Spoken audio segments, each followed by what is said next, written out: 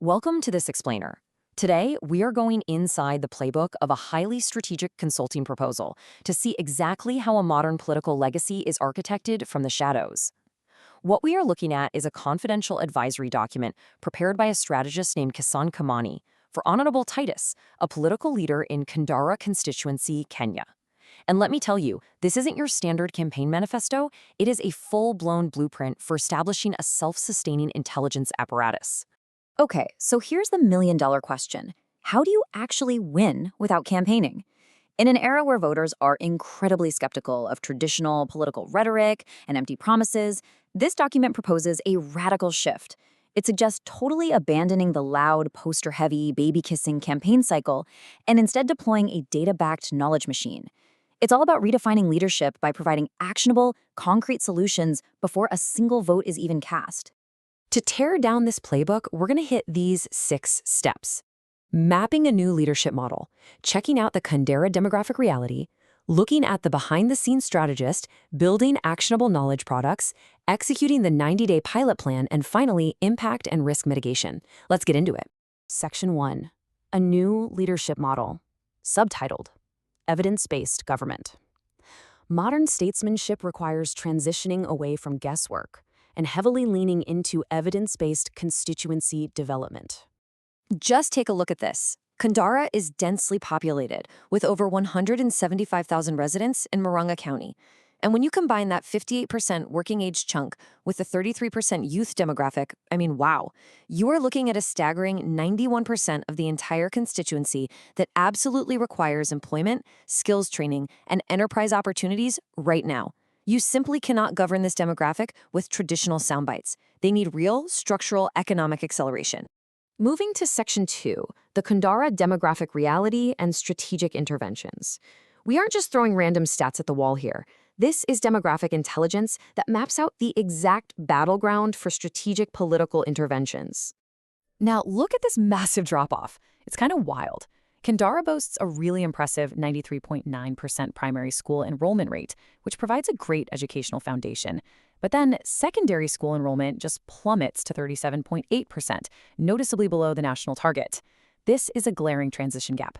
For a data-driven leader, this points a big red arrow, exactly where policy focus needs to go to stop thousands of youths from just falling through the cracks.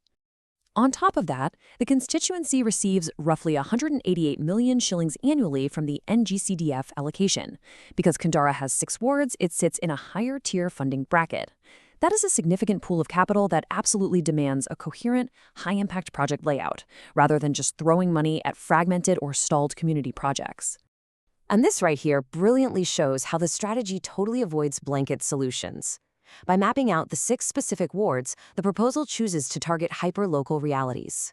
For example, over in Nyerere and Ruchu, the focus is strictly agricultural, revitalizing coffee cooperatives and supporting aging farmers.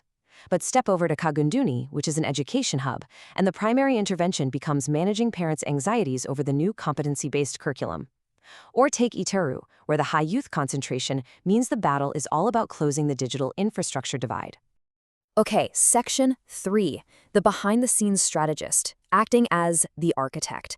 Enter Cassan Kimani, the strategist proposing to build this entire programmatic infrastructure without ever stealing the political spotlight. This binary rule is, honestly, the absolute genius of the pitch. The proposal explicitly outlines a positioning principle. It guarantees that the strategist is not a co-candidate, not a campaign face, and will 0% compete for the spotlight. Instead, they act purely as a behind-the-scenes policy architect. By remaining completely invisible, the strategist makes sure the politician, Honorable Titus, gets total and undivided credit for delivering real-world solutions to the voters. Next up, Section 4, building actionable knowledge products as high-utility assets. This is where we shift from standard political promises to deploying tangible assets, where theory literally becomes community action. The core deliverable of this partnership is the creation of these 7 flagship knowledge products. And listen, these aren't your typical glossy campaign posters. They are practical tools directly branded under the constituency's insignia. You've got a Vision 2035 blueprint detailing sector-by-sector metrics, and an opportunity atlas mapping out local wealth like ECD centers and youth groups. More practically, there's a handbook to help parents survive the financial and practical demands of the CBC curriculum, and a youth toolkit packed with step-by-step blueprints for digital freelancing and high-yield agribusiness. Real, usable stuff. Now, the really crucial point here is this strict 95-5 distribution ratio. The strategist is essentially an author, leveraging his previously published works to create these local guides. But, to avoid looking like he is just trying to hawk his books to voters, 95% of the narrative is heavily customized to focus entirely on the constituency's value, their data, and the politician's executive vision. The author's own credibility markers, his certifications and book lists, are limited to a mere 5%, buried deep in the document's appendix to subtly validate the frameworks without distracting the reader at all. All right, Section 5, the 90-day pilot plan and a stealthy rollout. Because let's face it, ideas are only as good as their execution. This playbook relies on a relentless, stealthy rollout outlined in the pilot plan. Let's look at the roadmap to see how this builds a continuous feedback loop. In month 1, they execute a quiet data audit, cleaning up local statistics and mapping influential stakeholders like church leaders and youth group heads. Then, month 2, boots on the ground with ward listening tours, hosting focus groups with unemployed youth and anxious parents, while launching a pilot digital academy. Finally, by month 3, they consolidate all this raw, localized data into a massive, fully branded constituency launch event, revealing the development packages to the media. Boom. Finally, Section 6. Impact and risk mitigation through measuring outcomes. A truly elite advisory pitch doesn't just promise the moon, it actively anticipates liabilities and measures outcomes. Success here is tracked with actual corporate rigor.